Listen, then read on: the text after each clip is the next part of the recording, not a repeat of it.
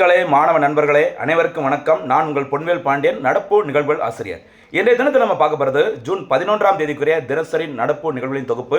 சமீப காலங்களில் புதிய சிலபஸ் படி, புதிய ட்ரெண்ட் படி நடப்பு செய்தியில் எப்படி மையப்படுத்தி சப்ஜெக்ட் ஸ்ட்ராட்டஜிக்கு கலந்து கொஸ்டின்ஸ் கேட்குறாங்களோ எல்லா போட்டித் தேர்வுகளையும் அதன் அடிப்படையில் தேவையான அளவிற்கு சூப்பராக தொகுத்து வழங்கிட்டு இருக்கிறோம். நல்ல முறையில் பயன்படுத்திக்கோங்க, தேர்வில் வெற்றி பெறுங்கள். சரிங்களா? ஃபர்ஸ்ட் நம்ம பார்க்க போகிறது ஜூன் 11ஆம் தேதிக்குரிய நடப்பு செய்திகளில் தலைப்பு செய்திகள். சரிங்களா? ஃபர்ஸ்ட் பாருங்கம்மா, தலைப்பு செய்தியில் முதல் பாயிண்டாக என்னன்னு சொல்லி பாருங்கள். அருமையானது கண்டேஷன் நம்ம பார்த்துட்டு இருக்கோம், உங்களுக்கு தெரியும் நினைக்கிறேன். ஓகேவா? சாதனை படைத்தார் பிரதமர் நரேந்திர மோடி. என்னென்ன சாதனைகள் படைச்சிருக்கிறாங்க அப்படின்னு சொல்லி ஒரு ஷார்ட் நோட்ஸ் பார்க்க போகிறோம். அதை பார்த்துட்டு அப்படியே பார்த்தீங்கன்னா இயக்குனர் இமயம் என்று அழைக்கப்படும் புகழ்பெற்ற இந்திய ஒரு டைரக்டர், சினிமாவின் இயக்குனர் பாரதி ராஜா அவர்கள் காலமாக இருக்கிறாங்க. அவங்க தொடர்பான சில முக்கியமான குறிப்புகள் தேர்வு நோக்கில் பார்க்க போகிறோம். அதை பார்த்து முடிச்சுட்டு அப்படியே பார்த்தீங்கன்னா ஃபிஃபா உலகக்கோப்பை கால்பந்து போட்டி 2026 சரியா எங்கு நடைபெற உள்ளது, எத்தனை அணிகள், இதுக்கு முன்னாடி யார் சாம்பியன், அதிக முறை யார் சாம்பியன், எல்லாமே நம்ம பார்க்க போகிறோம். சரிங்களா? அதை பார்த்துட்டு அப்படியே பார்த்தீங்கன்னா தமிழ்நாடு அரசின் முக்கியமான ஒரு திட்டம் தொல்குடி திட்டம் இன்னைக்கு நியூஸ் பேப்பரில் வந்திருக்குது. அதை பற்றி நம்ம கிளியராக பார்க்க போகிறோம். சரியா?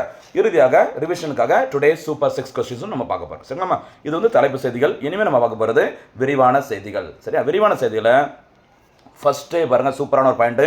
சாதனை படைத்தார் இந்திய பிரதமர் நரேந்திர மோடி அவர்கள். சரியா? ஜூன் 10 டேட்டை நோட் பண்ணிக்கோங்க. வரலாற்றில் ஜூன் 10, 2026 அன்று மக்களால் தேர்ந்தெடுக்கப்பட்ட, ஒவ்வொரு வார்த்தைகளும் முக்கியம், ஞாபகம் வச்சுக்கோங்க. மக்களால் தேர்ந்தெடுக்கப்பட்ட இந்திய மிக நீண்ட கால பிரதமராக சரியா பதவி வகித்து சாதனை படைத்துள்ளார் பிரதமர் நரேந்திர மோடி அவர்கள். இதுக்கு முன்னாடி இந்த சாதனையை யார் படைத்திருக்கான்னு பார்த்தீங்கன்னா இந்திய முதல் பிரதமரான திரு ஜவஹர்லால் நேரு அவர்கள் தொடர்ச்சியாக 4398 நாட்கள் பிரதமராக இருந்து சாதனை படைச்சிருந்தாங்க. அந்த சாதனையா ஜூன் 10 அன்று நரேந்திர மோடி அவர்கள் முறியடிச்சிருக்கிறாங்க. சரிங்களா? 4399 நாட்களுக்கு மேலாக தொடர்ச்சியாக அந்த பதவி வைத்து இந்த வரலாற்று சாதனை படைத்துள்ளார் பிரதமர் நரேந்திர மோடி அவர்கள். சரிங்களா? ஆனால் ஒட்டுமொத்த அளவில் இந்தியா சுதந்திரம் பெற்ற பிறகு, அதாவது ஆகஸ்ட் 15, 1947 இருந்து நேரு அவர்கள் மரணமடைந்த அந்த மே 27, 1964 வரைக்கும் சரிங்களா கிட்டத்தட்ட 16 ஆண்டுகளுக்கு மேலாக ஓகேவா பிரதமராக இருந்து சாதனை படைத்த இன்னைக்கு வரைக்கும் இந்தியாவின் நீண்டகால பிரதமர் யார் தான்? ஜவஹர்லால் நேரு அவர்கள் தான். ஆனால் மக்கள் ஓட்டு போட்டு செலக்ட் பண்ண ஒரு அரசாங்கத்தின் பிரதமராக தொடர்ந்து டாப்பில் இருக்கிறது. சரியா? எண்ணிக்கை அதிகப்படியான எண்ணிக்கையில் பிரதமர் இருக்கிறதுல சாதனை தான் முறியடிச்சிருக்கிறாங்க. டாப்பில் இருக்கிறது யார்? பிரதமர் நரேந்திர மோடி அவர்கள். மறக்கக்கூடாது. சரிங்களா? ரெண்டுக்கும் வித்தியாசம் இருக்குது. சரிங்களா? அதான் பாருங்க. முன்னதாக நாட்டின் முதல் பொது தேர்தலுக்கு பிறகு பிரதமராக பதவியேற்ற ஜவஹர்லால் நேரு அவர்கள் 1952 மே 13 முதல் மே 27 அவர் மரணமடைந்த மே 27, 1964 வரைக்கும் அவர் வந்துட்டு பதவியில் இருந்தாங்க பிரதமராக. எத்தனை நாட்கள்? 4398 நாட்கள். சரியா?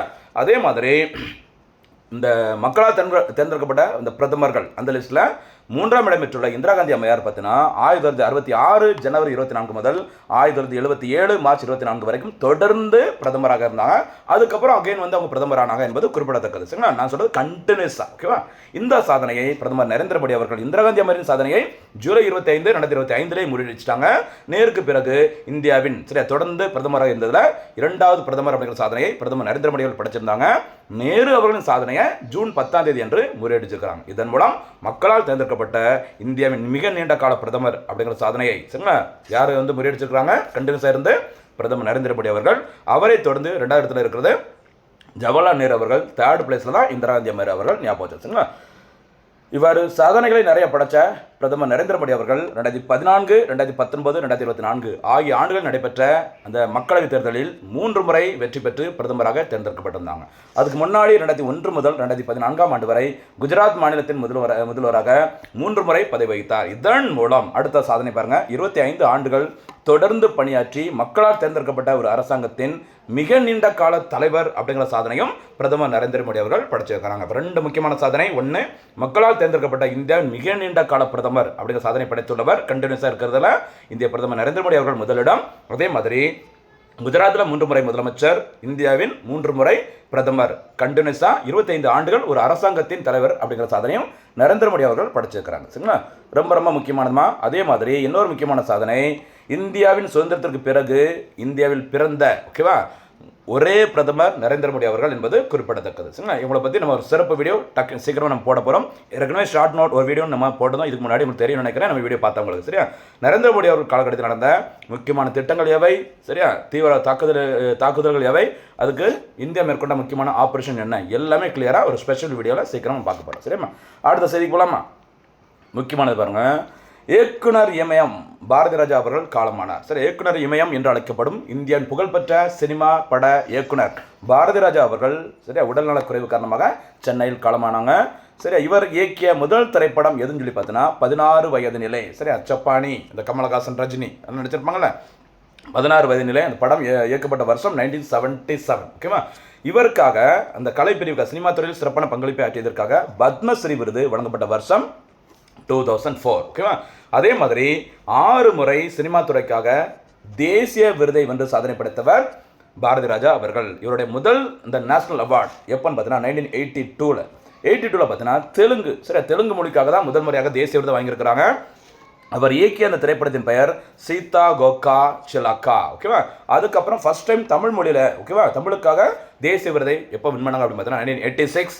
அந்த திரைப்படத்தின் பெயர் முதல் மரியாதை. சரி, பூங்காற்று திரும்புமா அப்படின்னு நிறைய பாட்டில் வருமா, சிவாஜி கணேசன் அவர்கள் நடித்த திரைப்படம், சூப்பரான ஒரு திரைப்படம். அந்த திரைப்படத்தை இயக்கியவர் இயக்குனர் பாரதி ராஜா அவர்கள் 1986. அதுக்கப்புறம் 4 முறை மொத்தம் 6 முறை தேசிய விருது வாங்கியிருக்கிறாங்க. இது தவிர நிறைய தமிழ்நாடு அரசின் விருதுகளையும் குவித்தவர் பாரதி ராஜா அவர்கள். அவருடைய சொந்த ஊர் தேனி மாவட்டம், மறந்துடாதீங்க. சரியாம்மா, அது சரி போலாமா.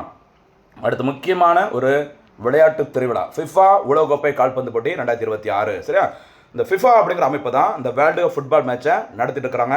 4 ஆண்டுகளுக்கு ஒரு முறை உலகக்கோப்பை கால்பந்து போட்டிகள் நடைபெற்று வரும்.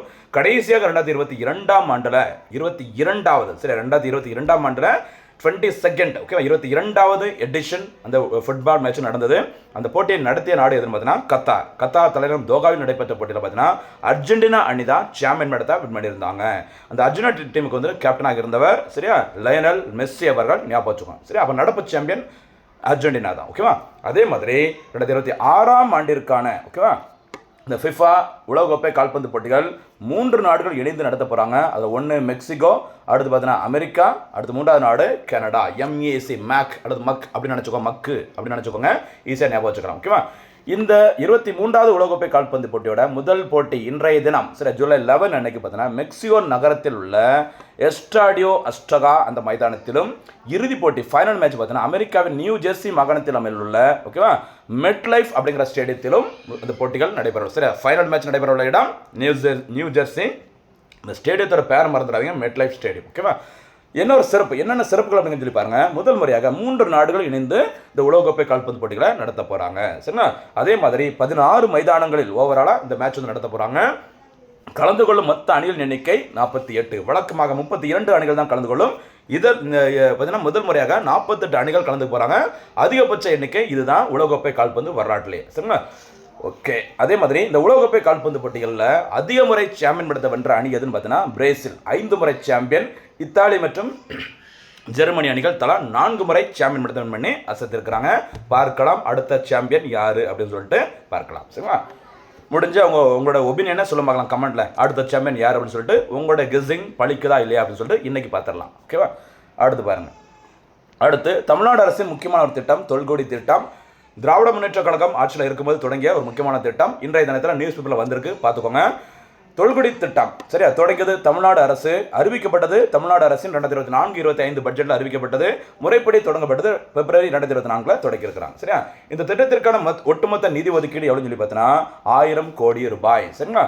தொல்குடி தொன்மை கூட்டல் குடின்னு சொல்லுவாங்களா, தொன்மைன்னு பழைய பழங்கால ஓகேவா, அப்படி பழங்குடியினருக்கான முக்கியமான திட்டம் தான் இந்த தொல்குடி திட்டம், மறந்துடாதீங்க. இந்த திட்டத்தின் முக்கியமான சிறப்பு அம்சங்கள் என்ன அப்படிங்கிறத பாருங்க. பழங்குடியினர் வசிக்கும் பகுதிகளில் சாலை வசதிகள், பாதுகாப்பான குடிநீர், தெரு விளக்குகள், நிரந்தர காங்கிரீட் வீடுகள் போன்ற அடிப்படை உள்கட்டமைப்பு வசதிகள் செய்து தரப்படும். இதுதான் மெயின். ஓகேவா. அடிப்படை வசதிகள் எல்லாமே, அடிப்படை உள்கட்டமைப்பு வசதி இன்ஃப்ராஸ்ட்ரக்சர் எல்லாமே கிளியராக கொடுக்க போகிறாங்க பழங்குடியினர் வசிக்கும் அந்த பகுதிகளில். அதுக்கு தான் இந்த திட்டம் மெயினாக ஒரு நோக்கத்தோடு தொடங்கப்பட்டுள்ளது. சரிங்களா. தொல்குடி திட்டம். இது தவிர வாழ்வாதாரம் மற்றும் திறன் மேம்பாட்டிற்காக அந்த பழங்குடி மக்களின் பொருளாதாரத்தை உயர்த்தும் வகையில் விவசாயம் மற்றும் இதர தொழில்களுக்கான ஆதரவு வழங்கப்படுகிறது. சரியா. அடுத்து இன்னொரு முக்கியமான திட்டம் நடுவில் வருது, ஆனால் நோட் பண்ணிக்கோங்க, ரொம்ப முக்கியமானது. பாருங்கம்மா, தொல்குடி தொடுவானம் என்ற திட்டத்தின் மூலம் அந்த பழங்குடியின இளைஞர்களுக்கு தேவையான வேலைவாய்ப்பு திறன் பயிற்சிகளும் வழங்கப்படுகிறது. தொல்குடி தொடுவானம் திட்டம் ஞாபகம் வச்சுக்கோங்க, இளைஞர்களுக்கான திறன் மேம்பாட்டு அந்த வேலைவாய்ப்பு பயிற்சி திட்டம். சரிங்களா. அதே மாதிரி பழங்குடியினரின் சரிங்களா அழியும் நிலையுள்ள பாரம்பரிய தொழில்கள் அந்த கலாச்சாரத்தை பாதுகாக்கும் வகையில் இந்த தொல்குடி டிஜிட்டல் ஆவண காப்பகமும் உருவாக்கப்பட்டுள்ளது என்பது குறிப்பிடத்தக்கது. சரிங்களா? அதே மாதிரி இது ஏன் இன்னைக்கு நியூஸில் வந்திருக்கு, அதான் அந்த நியூஸ் செய்தி பாருங்க. பழங்குடியினர் நலன் மேம்பாட்டு திட்டங்களை சிறப்பாக செயல்படுத்தியதற்காக மத்திய பழங்குடியினர் விவகாரத்துறை அமைச்சகமானது தமிழ்நாடு பழங்குடி நலத்துறைக்காக ரூபாய் 5 லட்சம் பரிசொகை கொடுத்துருக்காங்க. சரி, அப்போ பழங்குடியினர் நலன் மேம்பாட்டிற்கான திட்டங்களை யார் சிறப்பாக செயல்படுத்தியிருக்காங்க? நம்முடைய தமிழ்நாடு அரசு. ஞாபகம் வச்சுக்கோங்க. சரி, தொல்குடி திட்டம் மத்திய அரசோட திட்டம் என்னன்னு சொல்லி பார்த்தீங்கன்னா ஜன்மான் ஒரு திட்டம் இருக்குது. சரி, JAN முடிஞ்சால் அதை கமெண்ட்டில் சொல்லுங்கள். ஜன்மான் திட்டம்னா என்ன அப்படிங்கிறத போனஸ் கேள்வியாக வச்சுக்கிட்டு. சரியா? இன்றைய தினத்திற்கான சூப்பர் 6 கேள்விகள். முதல் சூப்பர் 6 கேள்வி, இந்தியாவில் முதல் முறையாக மக்களவை தேர்தல் எப்போது நடத்தப்பட்டது? இதை நோட் பண்ணிக்கோங்க, மறந்துடாதீங்க. ஓகேவா? அடுத்து, இந்தியாவின் நீண்டகால பிரதமர் யார்? தேர்ட் கொஸ்டின், மக்களால் தேர்ந்தெடுக்கப்பட்ட இந்திய அரசாங்கத்தின் நீண்டகால பிரதமர் யார்? 2 கேள்விக்கு வித்தியாசம் இருக்கு, கவனமாக ஆன்சர் பண்ணுங்க. சரிங்களா? அடுத்து, ஃபோர்த் கொஸ்டின், இயக்குனர் சரியா இமயம் பாரதிராஜா அவர்களுக்கு எந்த ஆண்டு பத்மஸ்ரீ விருது வழங்கப்பட்டது? 5வது கேள்வி, ஃபிஃபா உலகக்கோப்பை கால்பந்து போட்டி 2026 எந்தெந்த நாடுகளில் நடைபெற உள்ளது, அது தொடங்கி உள்ளது? 6வது மற்றும் இறுதி கேள்வி, தமிழக அரசின் தொல்குடி திட்டம் யாருக்காக தொடங்கப்பட்டது? இதற்கான பதில்களை சூப்பராக கமெண்ட்ல சொல்லுங்க. தேர்வில் வெற்றி பெறுங்கள். மீண்டும் சந்திக்கலாம். நன்றி, வணக்கம்.